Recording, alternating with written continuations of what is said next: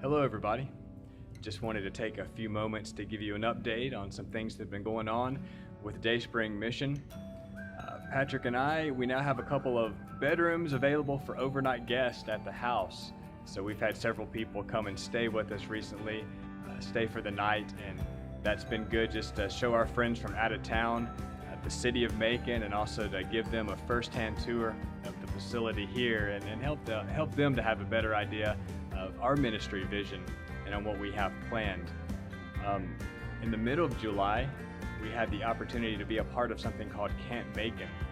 There's a local Christian camp outside of town called Lake Forest Ranch, and they take a week out of the summer, out of their camp schedule, to host a camp that brings in youth from all over the county.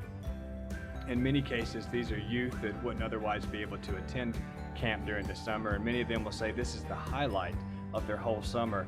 So it was a fantastic opportunity for us to minister, also for us to connect with a lot of youth, some of whom we'd met, many whom we had not, but we hope out of these youth to see some of them be a part of our program here in the facility in the future.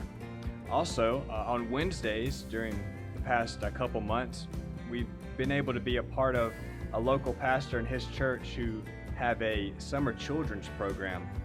He asked us to come in and to tell missionary stories to the children every Wednesday, and so that was another great opportunity, both for connecting with the children and youth, and also just for being able to plant those seeds as far as how God has used men and women of the past to take his gospel to other lands. It reminded me in many ways of our time in Belize, and we had shared some of those same stories there. Patrick had the opportunity to go down to Gulfport, Mississippi, and spend a week there with the church helping out with their VBS, and he also told a missionary story, but he spent the whole week talking about Mary Slessor, who was a pioneer missionary in Nigeria, and so Patrick was able to certainly make that story come alive by sharing some of his own experiences with those children as well. So it's just been it's been an exciting month, and we've really seen the Lord move and give us some new opportunities. And Patrick's going to share a little bit more about what's been going on with the facility here and some progress that we've made.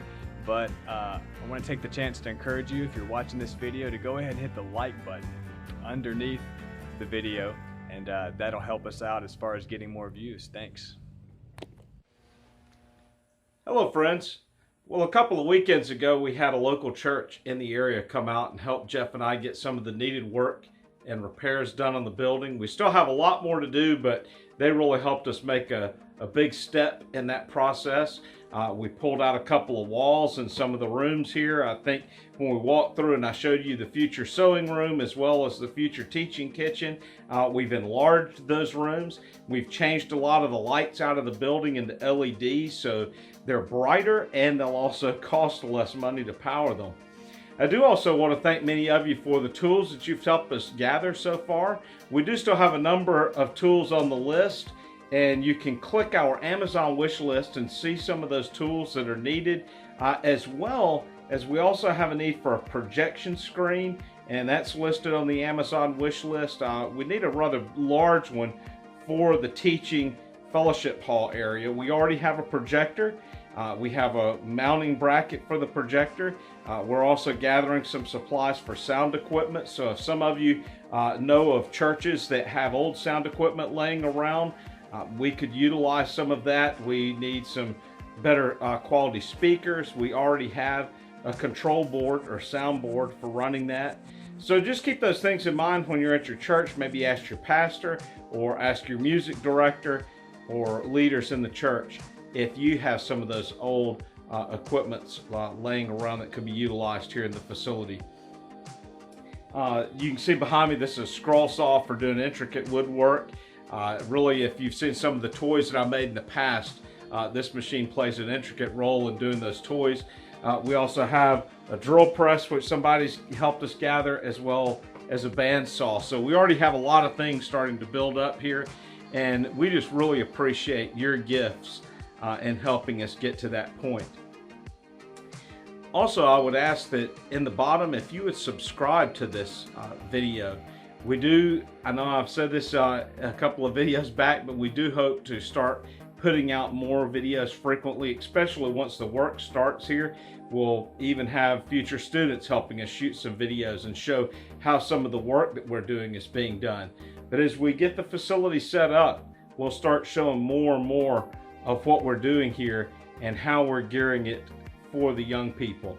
We're really hoping to be able to start bringing in a few youth by the fall. So that's a part of where we're under a little bit of a deadline to get some of the needed work done here. We still have a need for electrical work being done in the building. Obviously, putting these many tools into a shop area, we need proper wiring for that, as well as the kitchen area also is going to need some upgrades to it. So just join us in prayer. If you have some skills that could help us get some of this work done sooner, please contact us, let us know, and you can find that through our email address, which is also listed down below. And we appreciate your support. Thank you so much for the encouraging words and notes that many of you have sent to us. God bless.